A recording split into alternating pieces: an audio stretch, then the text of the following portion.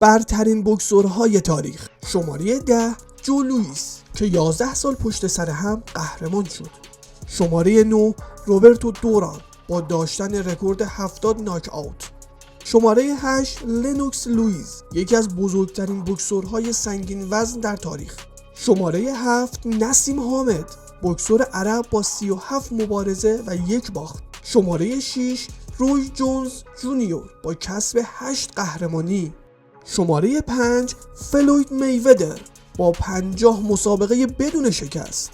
شماره 4 راکی مارسیانو با 52 برد بدون باخت. شماره 3 شوگر ری رابینسون با رکورد باور نکردنی 109 ناک آوت. شماره 2 مایک تایسون، خشن‌ترین بوکسور دنیا، ملقب به آیرون مایک. و اما شماره 1 محمد علی کلی، برترین مشتزن تاریخ بوکس.